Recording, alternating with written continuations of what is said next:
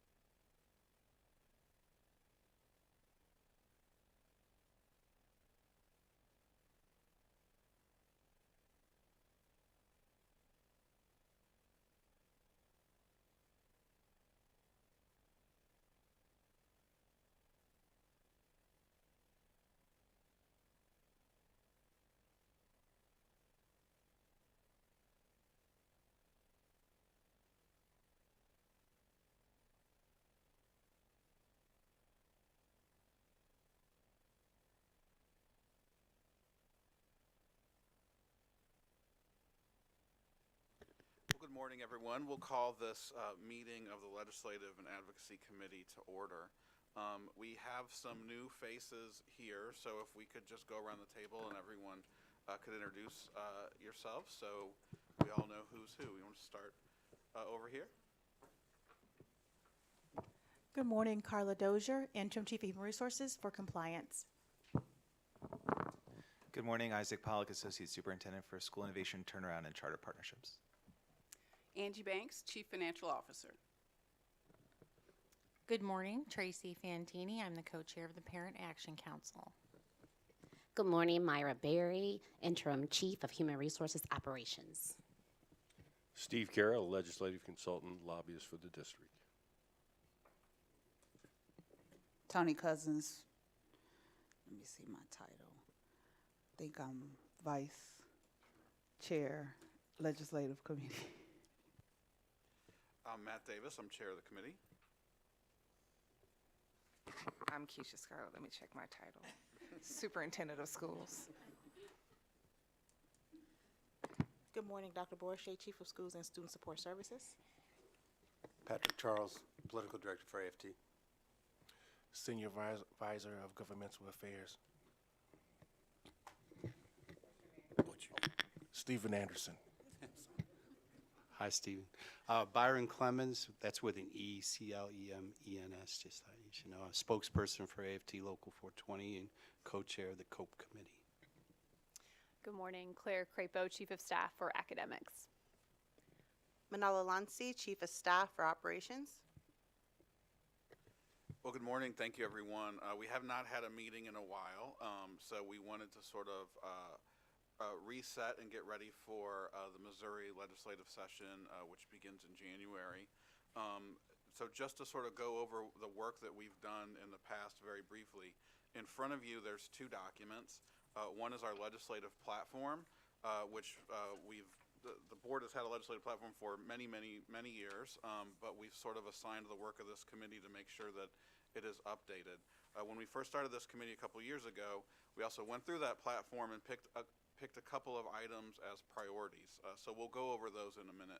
But before we do, I want to turn it over to Mr. Carroll, our lobbyist in Jefferson City, to give us sort of, I guess, a brief look forward into what to expect. What to expect? Well, it's going to be an interesting session nonetheless. I'll be starting my 27th year as a lobbyist for this district. In fact, when I first was hired, the school district didn't even have a legislative platform. And so I drafted the first legislative platform for the district back in 1999. And so it was called 20 Points to Excellence. And so every year since then, the board has had one. I think we've had a lot of successes over the years with some of the things in our legislative platform. Last year, legislative session, as you know from my reports, it was a very difficult, long session. But in the very end, we came out, I think, really well. Certainly from a funding standpoint, with the transportation formula fully funded, the formula fully funded, $50 million safety grants. I mean, we got some money for some of our schools. Certainly we got our $2.5 million for our reading literacy. These things we hope to achieve once again in the coming year, although the budget's going to be tighter coming into the new year. So I don't think you're going to see a lot of new line item appropriations. The governor's already indicated 2 weeks ago that he was not going to fund any new line item appropriations in the coming year. Even though we're sitting on roughly about $2.5 billion in extra revenue because of the tax cuts here the last few years, I think we're going to eat through that pretty quick, certainly if the economy takes a downturn. So I think we're going to be watching the budget very carefully. I think as far as public policy, you're going to see two things really being pushed in the coming legislative session. That's ESA vouchers and statewide open enrollment. I had a meeting, and she's my state senator. Her office is about 17 miles away from my agricultural office. and her family has been involved in politics in Northeast Missouri for years and years. But Cindy O'Laughlin, who is the majority leader, I met with her a week ago Monday for an hour in her office up in Shelbina, and she indicated without a doubt that she was going to be pushing ESAs and open enrollment as far as education choice proposals for the year. That's where she was going to concentrate on. And she said also that obviously in a year, she's the majority leader. She will be the president pro tem for 2 years after that. I don't see anyone challenging her at this point. So those are two of the issues we'll have to deal with. I think that we should touch on in our new legislative proposal for the 2024 legislative session. Obviously, the other issues that we defeated last year will be out there once again that we'll have to fight. I think, though, what could be in our favor in the upcoming legislative session, it's an election year. And you've got, I believe there'll be at least 4 state senators that are going to be running for statewide office. And they're going to be standing up an awful lot, trying to get as much free press as they can, trying to play to their constituencies. I totally get that. But when that happens, things start to bog down.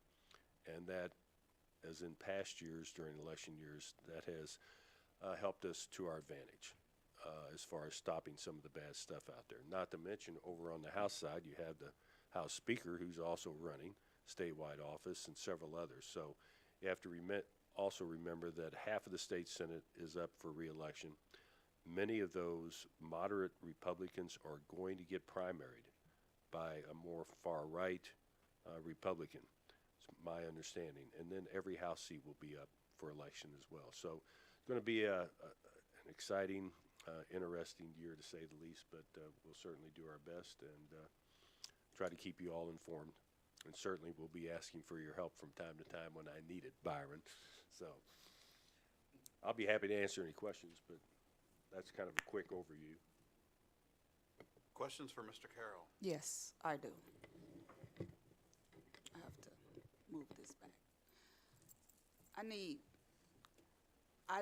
I more so want to make sure that, and I'm glad this is being recorded, because I want to make sure that people are fully understanding what's really going on. Mr. Carroll, first I want to thank you. How long did you say? 27 years. 27 years. 27 years. You've worked for the district, and I don't think you just worked. I think 27 years fighting for the district. We've had our ups and downs initially. You thought I didn't like you. I like to say that because you really thought you didn't understand, and this is what it takes when everyone is really fighting for the rights of children. And you have really been fighting for what's in the best interest of children and public education. And I want to publicly thank you for the fight that you've been doing. And it's been a hard fight. I know in these last 3 or 4 years, it's really been a hard fight. But I want to make sure that the people are really educated on what's really going on. You said that we've been able to receive $2.5 million in reading literacy, correct? Yeah. Everyone knows that there has been a lot of misled information, but I want to make sure that we're understanding what we're trying to do, especially when it comes to reading and the literacy challenges that we know that the country is facing regarding reading. Right now, one of the biggest fights, can you tell me, when we were fighting and you were helping the district in regards to the reading literacy, do you know if we charge to get tutoring for our children? That's not a charge service, is it? No. And part of the reading literacy, the $2.5 million, is coming up with creative ways to ensure that our children and families as a whole are learning how to read. That's safe to say, correct? That's correct. I mean, the language is pretty generic so that the district can use that money where they best see fit that it should go for reading literacy. Okay, I just wanted to make sure we understood that. And when you talk about open enrollment, I want to make sure people understand the impact that it would happen if open enrollment is passed. for the city, just for the city and county of our families. If open enrollment happens, how and what would that do in regards to the constituents of St. Louis? The bill that they had last year would cap the students being able to leave a district at 3% of their capacity. Well, with a district as large as ours, that's an entire school building. And I mean, we know what happens when you take a school building out of a neighborhood and what that does. So I know they're talking about that this could really hurt small rural school districts and consolidation. Well, it still would be devastating for us. And we've talked with Representative Pollock about that. He has indicated that he is going to, at least in his original bill, exempt out the St. Louis City public schools of what he would like to do. I told him I thought it would be a wise thing because I think he'll have a hard time trying to pass that in the Senate without it. So that's kind of where we're standing right now. I haven't seen the new bill that he's drafted, but we hopefully will see that by December 1 on pre-introductory bills. And that was the representative that we actually had the opportunity to bring to St. Louis, where he had the opportunity to actually see for himself what the actual school district was dealing with, what was actually going on. Because oftentimes you have state senators and state reps that are making decisions on what's going on locally, but they haven't had the opportunity to see for themselves is what they've actually heard, and instead of actually seeing it for themselves what's happening. That's correct. I asked Representative Pollock to come here because I said, quite frankly, you're passing some major bills and you've never even set foot in the St. Louis public schools, and I think that's important for you to see with your own eyes. And he was impressed with what he saw that day. Okay. And my final question to you, we talked about Senator O'Laughlin. Could you just help people understand what it means if she becomes the president pro tem? Well, she controls all flow of legislation. She controls committee assignments. She controls who she names chairs of committee. I mean, she is just like the House Speaker. I mean, she controls every aspect of what goes on in the state Senate. Now, it's up to the majority floor leader to determine which bills come to the floor and how long for debate. But at the same time, the President pro tem assigns each and every bill to a certain committee. I mean, and they control the committee chair and the committees. So, I mean, that's really one of the most powerful positions in state government. So it's very important to have a committee such as this one for the district. I think so. Okay, thank you. I want to ask a little bit about ESAs. So we currently have in the state an ESA program. And, Yes. I mean, my understanding, it was sort of the putting your toe in the water. It's a camel's nose under the tent, There so you to go. speak. Better analogy. And part of it was at the time there was a concern about constitutionality, but that seems to have gone by the wayside with some Supreme Court decisions. We've seen others. So currently the way it is, I believe it's individual contributions in exchange for tax credits. Yes. And it seems like this current system has not been funded to the level that they hoped it would. And so there have been more applicants than money is available. Is that right? Yes. So the thought was always they set it up to fail, so they can sit there and say, well, there's all this demand and there's not enough. There's too many restrictions. Let's remove the restrictions. Well, I think they set it up in an effort to get it to pass the first time because it's limited to first-class counties or to cities of 30,000 population or greater. You know, it's capped at $25 million, and over time with inflation, it can't be more than $50 million. It's a 50% tax credit for individuals. They can't use more than 50% of that for their taxes. And it's set up at 320% of poverty, or a student has to have an IEP. So it is limited, but they want to open it up. Open it up, and it's happened in other states, and so we see this. It's always sort of a cookie cutter approach from state to state. What is the anticipation of how much outside money is coming into the state to support that this year?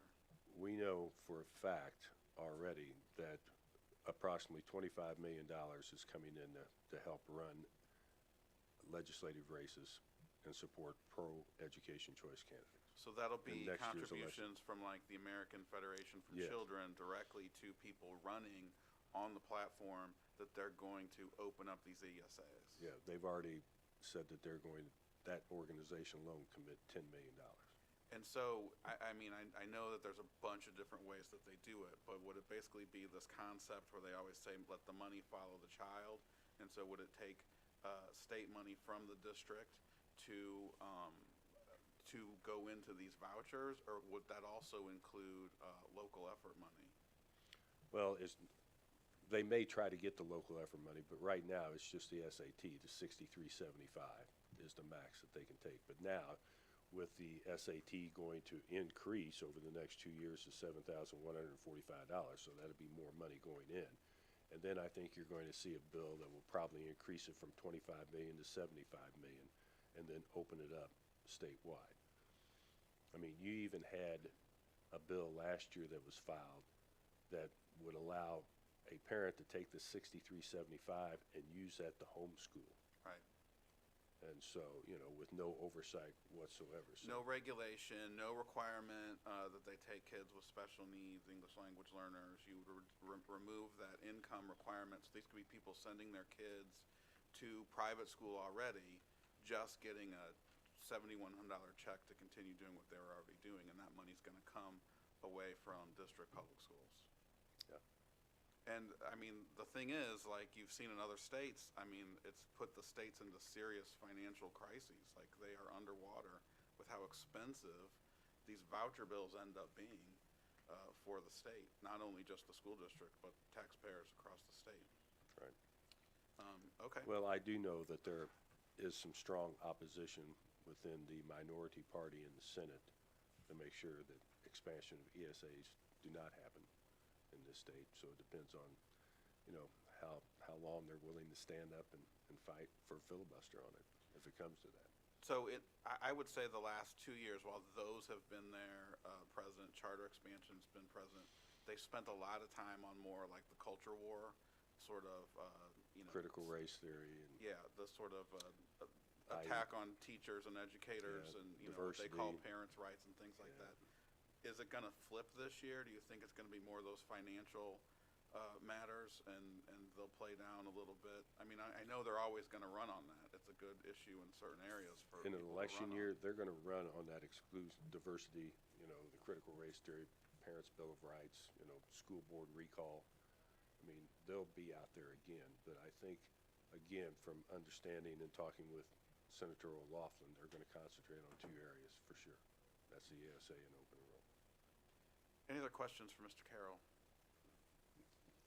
Steve, I just want to be clear, it's the same people who sponsor the CRT bills and sort of the worst cultural warfare things that are the main privatizer backers. Is that correct? Yeah. And you mentioned the Supreme Court decision. The Missouri Constitution is very clear that you can't do this. Josh Hawley is the person who filed the lawsuit and won in the U.S. Supreme Court that allows Missouri to have this. What's strange for me is some parents think that they actually get the money from it. They get the tax break, but it's not the case. It's millionaires who give the money to the program.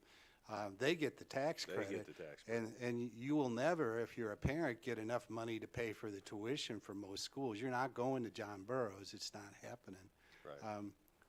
Am I correct about that assessment? Yep, you are.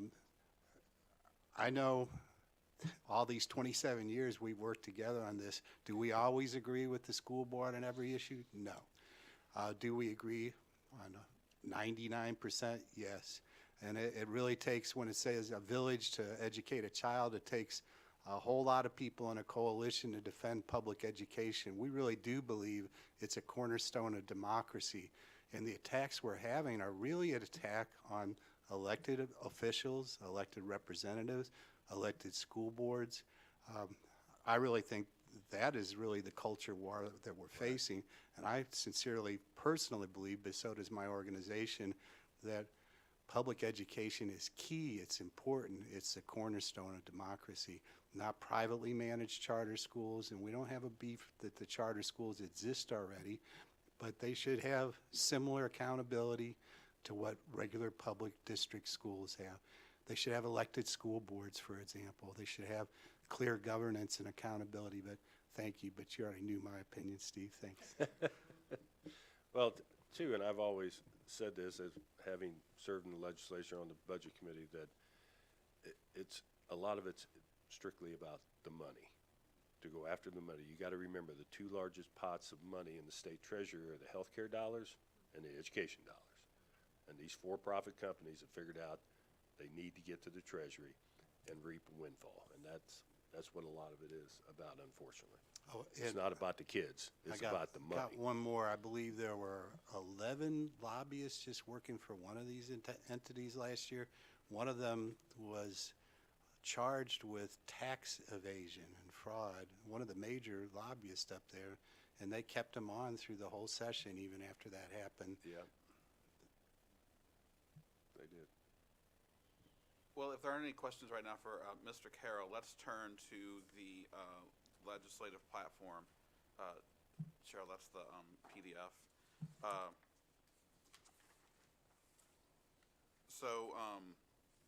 don't know if everybody's had a chance to look at this. This is from last year. There are probably going to be a couple tweaks that we need to make.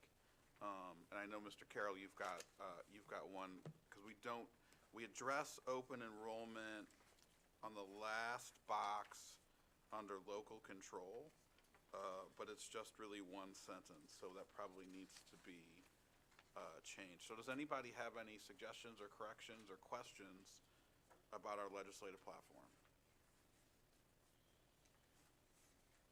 I'm going to make a suggestion, if you'll allow me to.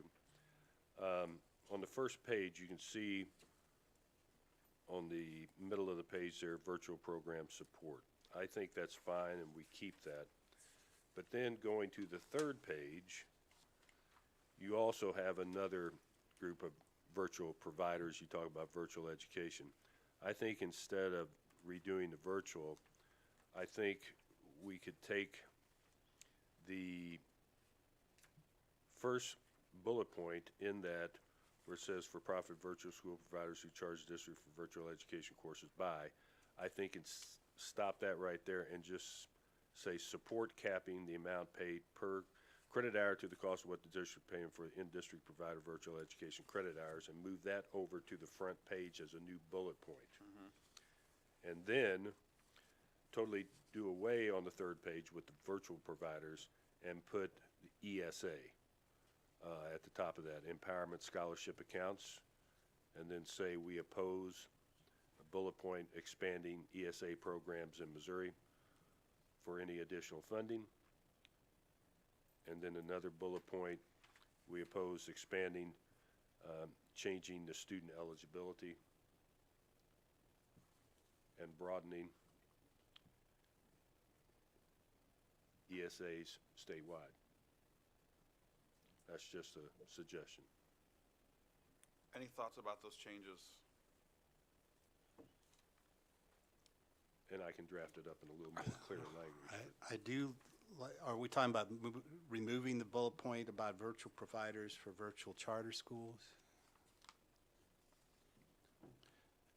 Yeah. The only caution I have, if we have a general one that just covers that issue, in Pennsylvania, Rick Santorum sent his 6 children to a virtual charter school, and they charged the district over $635,000. Then the district found out they lived in Virginia, and they sued Senator Santorum, and they won because they didn't live in the district they were supposed to live in, but were drawing the tuition money to pay for a virtual charter school. Well, then I think we could keep that bullet point, move it to the front page for virtuals, and just say we support efforts to keep virtual providers from becoming. We can do that. That's easy enough. Okay. I can make a note of that. Any other discussion of those changes? Well, with that, I'll make a motion to recommend those changes to the full board. Is there a second? Second. All in favor, please indicate your support by saying yes. Yes. Any opposed? The motion carries. All right, so Steve, if you can draft that up. I can, and can I just add one other Oh, sure. thing? On the front page here where we, on the number 1, trauma and homelessness, on the third bullet point, a new category for weighted factors for transient students, those students with a high mobility ratio of 25%. Last year, if you'll recall, I put in my report, I drafted, and even Senator Koenig went along with it, with Senator Beck, that we got a 15% increase for homelessness as a weighted factor. And he even included it in the bill. And so I wanted to state there, maybe those students with a high mobility ratio or are classified as homeless had the 25%.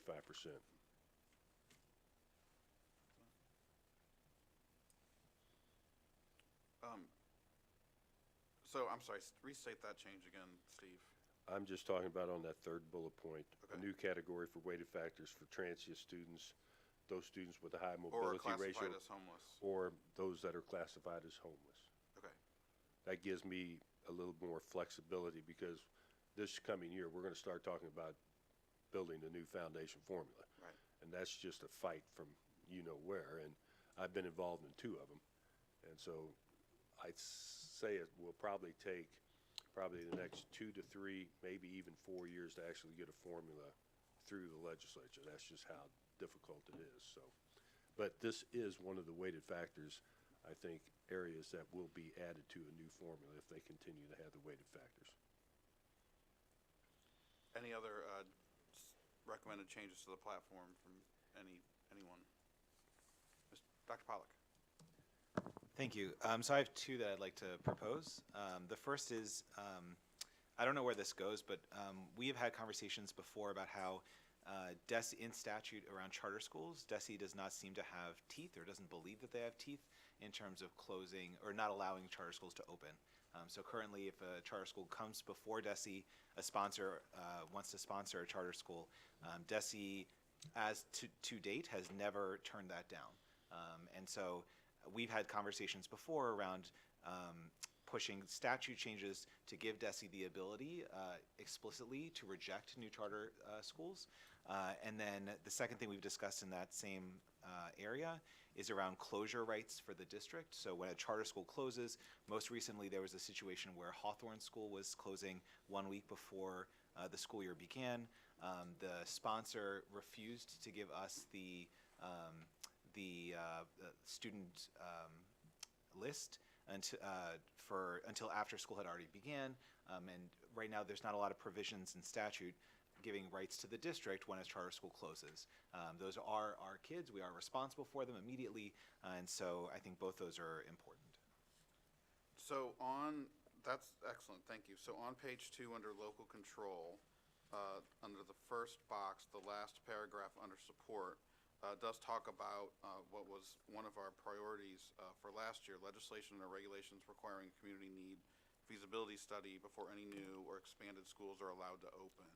And I think that talks sort of to your first point about giving DESE some, clarifying, I think, what their obligations or abilities are when reviewing new charters. Is there any changes to that language that you think would make that more clear, or? I think maybe, thank you. I think maybe adding at the end and clarifying DESE's responsibility in making authorization decisions, something along those lines. Would it be better to say DESE and/or the State Board? Yes. Of Education? That's who you need to get to.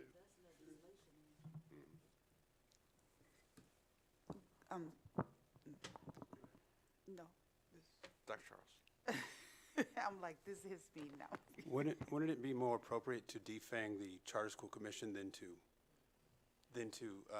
it's, I think, if I understand it right, it's not with DESE, it's the Charter School Commission that has the authority. So defanging the commission would be the more appropriate avenue. Well, I think the thought is to give the state board authority to make review decisions over what the commission, the commission is just a sponsor, or any other sponsor, before allowing the school to open. Could give them veto proof. Yeah. That's what I Veto was gonna power. say. Because it's clear from, watching their hearings, the state board over, and they've spoke before at MSBA and things like that. The state board is of the opinion that they are a rubber stamp. In fact, I've seen people even abstain at those meetings and sort of be chastised by their colleagues saying, you're violating the law. It's mind-boggling to me why they feel that they are just there in a ceremonial capacity when under the state constitution they have actual responsibility for ensuring that the actions of the Department of Education and taxpayer money is used for the best purpose for children in the state of Missouri. If they can sit there and allow decisions to happen which they have expressed opinions that they don't believe are in the best opinion of in the best interest of the children, or won't even venture to consider whether this decision using the state money is in the best interest of children in the state of Missouri because they think their hands are tied. What a horrible existence to sit there and have to do it, but I guess you get a free lunch. But anyway, so yes, with that said, if we want to tweak that language there, and I also wonder too, we've got the one ahead of it which might need to be updated about the moratorium, and then I think that's a great suggestion, Dr. Pollack, to add something to require, so there's notice requirements in the statute, but it's not specific about what they're notifying you of. There's not a time component for the notice requirement, so they can notify everybody else first, which seems to be the issue. So, they can contact every other school besides the school district first and say, hey, we're probably going to close next week, and then tell us last. And then there's nothing in there to provide us information or give us, allow us to make sure that there is a transition options available and communicated to the families and the staff. So I don't know how we want to draft that, or if we want to think about that and just sort of come up with some language to add later. Give me a little time, and I'll run something by you, because I want to make sure it's all inclusive. So is there no legislation created for the state board to have authority over charters when it comes to that? So it almost sounds like some legislation needs to be created for the state board to have some authority to provide to the charter commission when it comes to that. I think they ought to have veto power. That's what I'm saying. It sounds like that's what needs to be created, some form of legislation where that they are, given that power. I'll draft up a bullet point. Just give me a little time. I want to make sure I word it right. Okay. And our thought was, and we were taking this from federal regulations that were proposed for the federal charter school program, and it laid out a good, and it's in our priorities. It just laid out a good couple of factors that they had to consider. So given some guidance to the state board, so it's not, it is an administrative body. So generally in an administrative body under Missouri law, there's some level of fact-finding, there's some standards that they have to find have been met before they take an action, particularly when you're you're investing state money into a program. But the belief is just that is absent from the legislation, that the sponsor, comes up with a contract with someone if there's these bare minimum promises, because there's no track record for a new school. They're all just things like, well, we're going to do this. And there's no accountability till 5 years later when they come back. And then even still, it's pretty rare that they do anything besides just a little, finger wag. Well, I think Senator Doug Beck even talked about doing something about this last legislative session. He didn't put anything in, so I may want to talk to Doug and see what his thoughts on this are as well, because yeah, he had some, and he was the main guy on 1552 that helped us with the local charter funding. So I think what was challenging is to see, like what Dr. Pollack is saying, to go through 2 closures. LaSalle was first. I mean, all that was going through to buy, renovate the building that they did, turn around, they closed. Hawthorne lasted, 3-4 years, maybe 5 years, and you said a week, but I think they closed 2 days before school actually started. We had no notification, and now you're turning around, they're turning around, and they're working to open up another school. No accountability. Even with Board Bill 1552, the state board still feel that they have no control to be able to say, something has to be done. It's kind of like a slap in the face. Who's to say that this will even move forward and survive? Even if this school opens, if it opens, I'm not wishing any ill on them, but who's to say that it will survive 2 years, 3 years out? What's going to happen? Are we going to be right back where we started, trying to figure out what and how we can help the families be placed yet again? So it's kind of like, who does this fall on? And why are we constantly in a position to try to, I don't want to say clean up the mess, but it's kind of like really what we are really being positioned to do, clean up an uncertain situation. And then the state board, and looking at the video from that meeting, are actually being filled with lies, told things that aren't necessarily true, and they have to go along with it because there's no fact check as to really what's going on with the data that's being presented to them. We as a board locally did our due diligence by providing a resolution, giving you hard data like this is why this does not make sense, but it seemed not to have meant anything.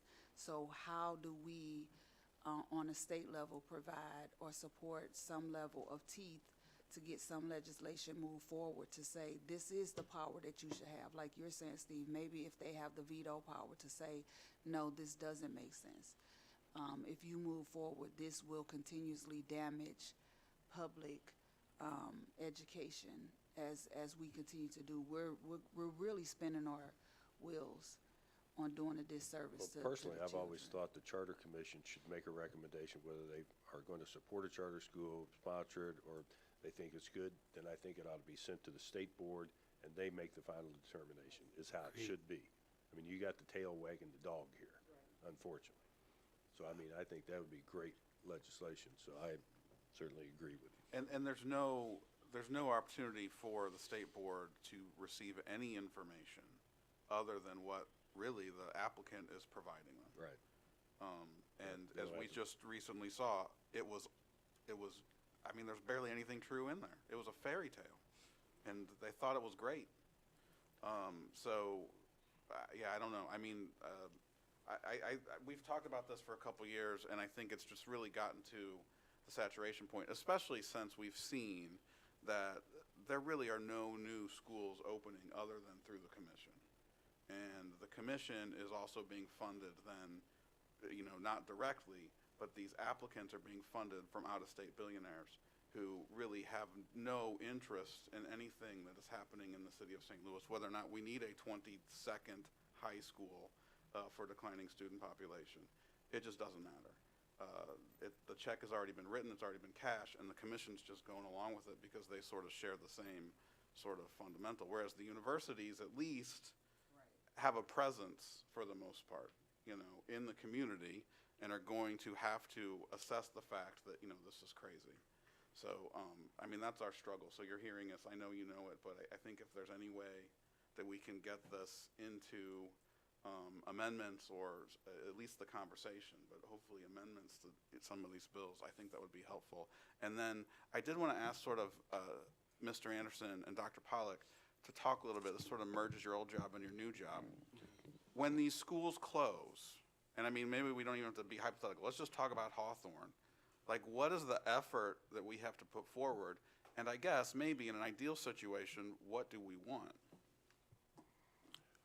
Well, I know during the process, I think that we need to understand the population of students because we was just placing any students into our magnet.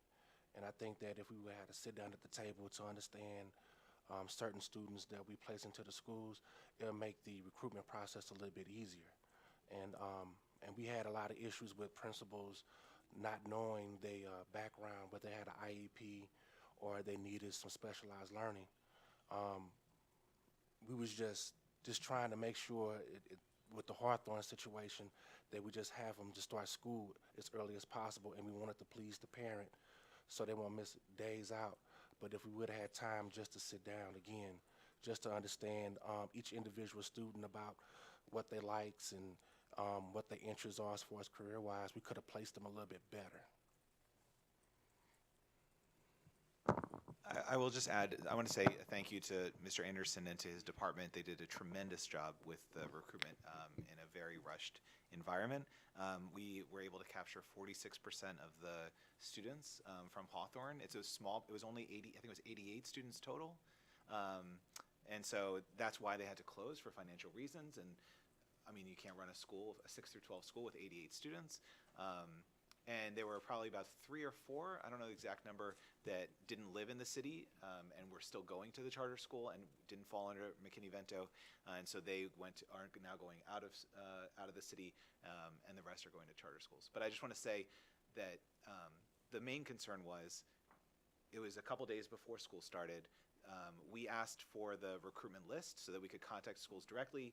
They forced us to go through a third party, through Navigate STL, which is a third party. And Navigate STL, tried their best to coordinate, but at the end of the day, in an emergency situation like that, we needed to have that list and to be able to contact parents directly. And the sponsor had the right and did refuse to give it to us. But what about the teachers? What about administration? That's a factor as well from the HR perspective. Yes, ma'am, Madam Vice Chair, I can speak to that. We had about 8 teachers that we were able to acquire from Hawthorne. We were able to attend and go to Hawthorne the same day that Mr. Anderson was there, and we literally had to sit and talk. We could not get a list. We asked for a list as well. So we were like boots on the ground, visiting, telling people, hey, we want you here, we need you. But it came down to having certifications. Me and our staff did not have the certifications needed for our students, understanding like the level of competencies that they had. Also, the pedagogy of the instruction, some of them just did not know what to do, so we're putting together a training process for that.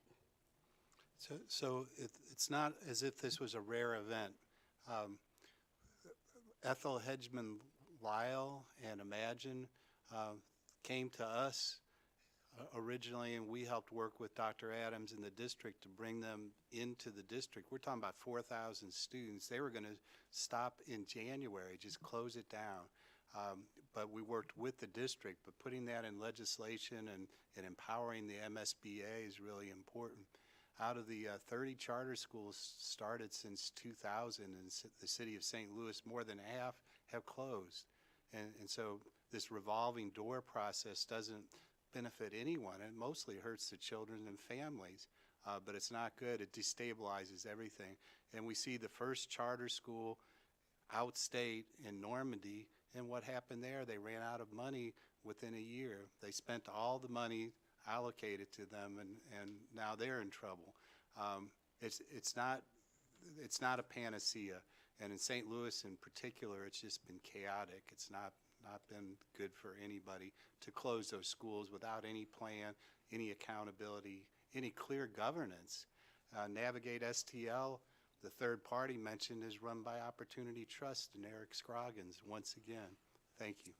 And you'll see 2 of the new charter schools that opened this past year on the financially distressed list next year as well. They're already out of money. I wanted to ask you though, Dr. Pollack, so you said that the sponsor refused to give the list. When the school closes, is it the sponsor's prerogative to do it? It's not the board's prerogative? So in statute, the sponsor has the charter sponsor has the responsibility to put together a closure team.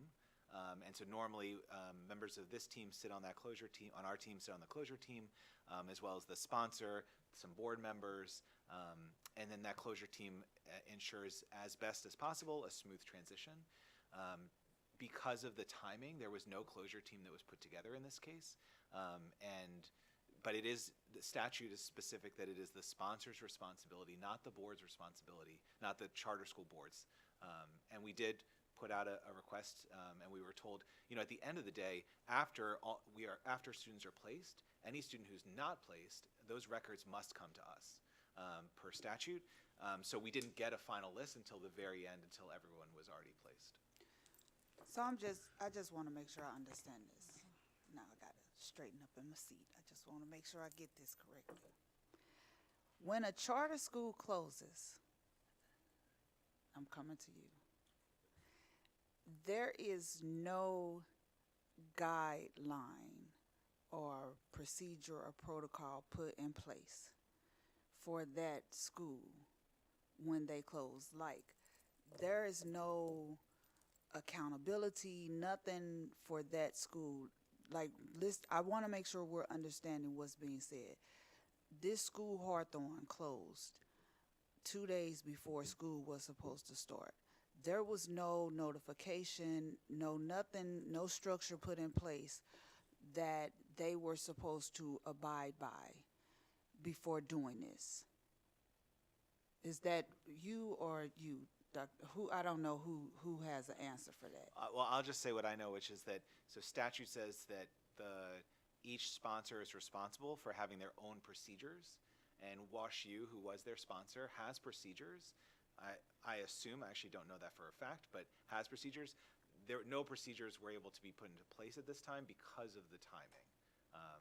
So even if there were procedures, there was no timing. And nobody else, this is to my point earlier, the state doesn't necessarily believe it has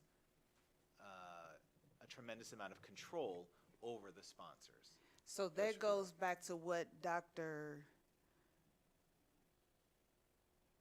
Charles, yeah, it went blank on me. I'm sorry, Dr. Charles. That goes back to what Dr. Charles is saying. So the Charter Commission, they have no level of accountability. Like, who are they held accountable to when they're able to make decisions on the schools being able to open, close, or do? So who holds them accountable? The statute's just very vague. I mean, there's very little accountability overall. One more, Dr. Pollack, I don't know if you know this or not. What happens to the assets in the building? The computers, the textbooks, I can't answer that. Whiteboard. So the assets are to be distributed to other public and charter schools. Most sponsors do it differently. The way that WashU chose to do it was they provided a list to each of the LEAs, including us, of all the assets, and then we put in what we wanted, and then they sort of like did a drawing to determine it. Other times, they'll actually have LEAs come in and tag resources. Sometimes they'll do it based on, whoever has the most students. So we had 46%, so they would give us 46% of the materials, but it depends on the sponsor. But that's Washington University. Correct, that was Washington University. Every sponsor is different. That is correct. And I also just want to say very, very clearly one more time that the commission is just one sponsor. So the commission isn't over the other sponsors. They don't have control over the other sponsors. The commission is one sponsor that's authorized by the state. WashU is a sponsor, et cetera. So the commission had, just to be clear, the commission had nothing to do with Hawthorne. Correct. They closed LaSalle. Correct. Which was the last one that they closed in St. Louis. Just one other thing, when you're talking about the assets, that only applies to the assets that are actually held by the LEA. Most charters will have another separate entity that holds some of the assets. So, for example, I believe the Hawthorne building is owned by another entity. I'm not sure about the Hawthorne building, but I'm positive that the LaSalle building was owned by the other entity and was, so therefore, sold. It wasn't given to any other LEA, it was sold. It has been in the process of being sold. And so while taxpayers have been paying the rent on that building,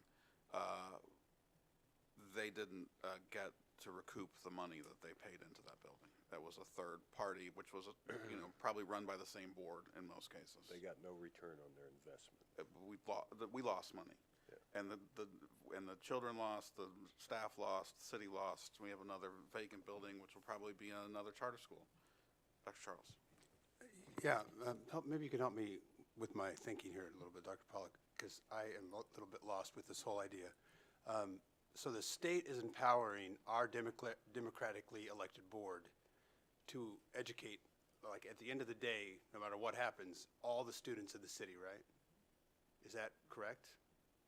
So, like, I'm failing to understand why it is that Hawthorne would hold from the democratically elected board that is empowered any record. Like, how is that happening? I'm not sure what to say. I'm They not don't sure. have to. I mean, it could be their philosophy that they don't want to give any information to St. Louis Public Schools because they want the kids to go to another charter or, you know, hey, every sponsor is And different. so some child gets left out potentially? Potentially. Just because of philosophical differences. Well, this is a great conversation, so let's leave it at this section on support, these last two bullets, and adding a third bullet. We will examine that language and come back with a recommendation from Steve, along with the other change that you made on the front page. Yes, sir. So just one more, and I'm not sure where this, I think this belongs in taxes and TIFs, but I'm not sure if it's appropriate for this. There has been discussion at the last legislative meeting as well around a special ed tax in the city, so I just wanted to bring that up. Yes, I want to talk to that when we talk about subcommittees, so I haven't forgotten about that. Any other suggestions or changes about the platform? Let's turn then to the priorities that we've identified from last year, and that's this other PowerPoint, Chief Fennoy. So we've had the same two sort of standard basic priorities. There we go. For the last 2 years, and that was trauma support and around housing insecurity, and that actually was 2022. We changed the first priority to protect local funding, which had to do with 1552 last year, to this community need feasibility studies for any expanded schools, which goes to our giving the state board some ability to have a veto power, or at least follow some standards before approving new schools. So those were our three priorities. Any conversation, thoughts about that? If we want, we like to keep them short and simple. Do we want to sub something out? Do we want to add something? Do we want to just stick with these three as priorities? Stick with the three. All right. Well, with that, I did want to then move to sort of a new way to approach these things. In the past, I mean, we've added these items to priorities. You know, the trauma support is also sort of coded language for, prevention and addressing gun violence. But we know that, there's certain ways you have to approach these things in Jefferson City, and trauma support was the way that we've dealt with that. So that's also has a very broad meaning, as does the support around housing and security. One of the ways that we've addressed it is for Steve to introduce that language, getting some traction regarding the foundation formula, which would be very important. But, there's so many other ways that we can do it. We've also used this committee to sort of bring some awareness around housing insecurity and the need for trauma support in the district. We haven't done that as much in the past, but that certainly is a mechanism to do it. But what I would like to do is to sort of have the people on this committee align yourself with a subcommittee and then go out and and I don't want to add extra time to your work, but if you want to sort of break off into a subcommittee and come up with ideas you can bring back to the committee, and also identify the experts both within the district or outside of the district, or other stakeholders that we need to include in those future meetings. That's sort of what I'd like to do. And with those, in addition to those priorities, I do want to add the idea of a special ed tax as sort of a fourth subcommittee, because if we are going to be serious about that, and we're going to have to sort of, I guess, really figure out how do we want to do it, and how would it work. So questions or discussions about that? All right, well, I'll give everybody 10 seconds to think about what subcommittee you'd like to be on, and then you can pick yourself a chair, or I could assign them, because I've got some thoughts. Chair Davis, I think for the most part, some of this is kind of happening. With some of this is the more I think about it, some of it is happening, one of the meetings that was had, so I like your idea. So you're volunteering I for the didn't say Housing that. Insecurity Subcommittee?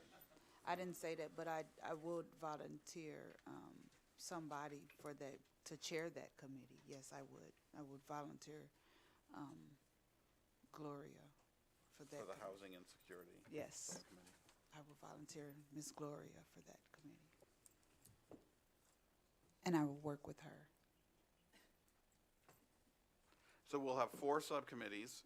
One, we'll just talk about, we'll do one, the community needs feasibility study. Also, I think we'll include in that the notification provision for school closings. Maybe just sort of make that sort of the charter committee. We'll have the housing insecurity, we'll have trauma support, and then we'll have special ed tax. So well, that's Mr. Ant.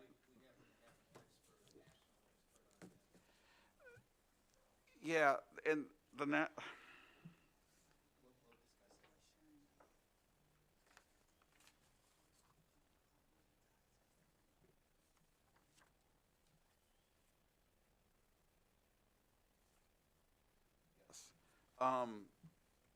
let's leave the tax and TIF abatement off for just a second, because it's always a moving target. That's going to be Mr. Anderson's committee. He seems surprised. Okay, do we want to go around? Do we want to go around the table and everybody pick one, or do you want to do this? You just want to email me. Okay, let's go around the table. Chief Alanci, we'll start with you. You were so quiet.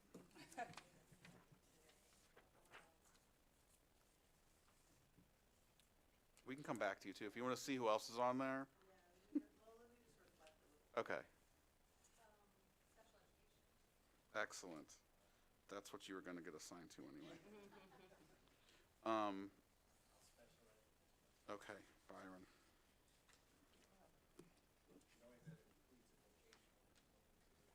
Okay. Mr. Anderson, you're on every committee. Trauma support. Chief Porochet? We took that one off. That you want to be on the charters, the charter committee? Dr. Scarlett, we'll give you a pass. Matt, that on the local funding, I know you took it off, but with the new foundation formula being debated, I don't want to go back and have them repeal 1552 and they start taking our local funding away. We may want to consider keeping that since the foundation formula fight is coming. Well, unless you can put yeah. it in a different bullet point, one of the Well, other. we can keep it, and we can keep it as a priority. I mean, bring it back as a priority, protect local funding. It is in the platform. Right, it is. I do think, though, when it comes to that, Steve, it's going to be an all hands on deck. So we will get you all the expertise, and we will get the van, and we will come up and give you all the support that you need. Okay, good. But yeah, and like you said, I mean, it's interesting. It's interesting to hear, and you talk to them all the time, but it's when they talk to us a little different. I don't want to call it buyer's remorse about 1552, but to the extent that it was an educational opportunity about how these things work for a lot of our legislators, I think it worked, because now they know that it is the state of Missouri who was on the hook for things like the Hawthorne closure and the theft of taxpayer funds. It's not the city of St. Louis taxpayers, it's rural Missourians who are paying for this, and it's their constituents who are paying for this. And so I think to the extent there's buyer's remorse, they're going to see that. Hopefully they also see that it's a bad investment for any taxpayer. If it's bad for them, it's bad for us, which I think, Well, since charter schools first See, started Chief. operating in the city of St. Louis, all the ones that have closed down have cost the state of Missouri over $1 billion in lost funds. But that's what needs to be put out there. That's what they I think it's about $1.2 billion. It's what they've cost taxpayers. Imagine what we could do with that, with after-school programs. Yeah, but that's what needs to be put out there, but we also need to work to get it perfected on the accountability piece. I think that's the piece we gotta push on 1552. Dr. Barrett. thinking special education tax unless you, something different. That makes a lot of sense to me. Perfect. Trauma support. Yes, ma'am. Chief Banks. Okay, well, we definitely need you on a special. You're needed ed- everywhere, We- Angie. Yeah, we definitely need you on a special ed tax, but we also know where to get you. Dr. Pollock. Okay, well, I think we need you on the charter stuff.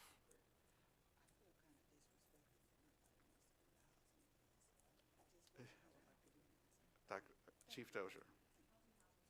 There you go.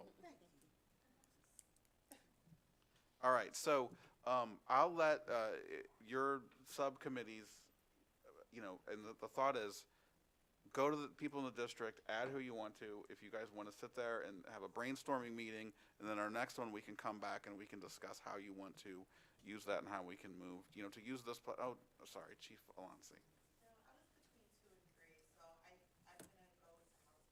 Great, perfect. That's going to be a good group. Maybe I want to go into housing. So yeah, any questions about that?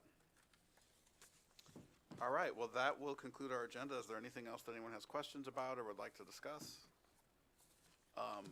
So I guess our plan is we'll try to find a date in November, working around the holidays, to come back and we can have another meeting. We could, if this format works, this is good. I know 10 o'clock is I don't know if that works better or not. We could also do it by Zoom if in person doesn't work, but we can discuss that as well. But And I'll try to get the rough draft language for the bullet points perfect. to you. Thank you. All right, well, with that, we're adjourned. Thank you.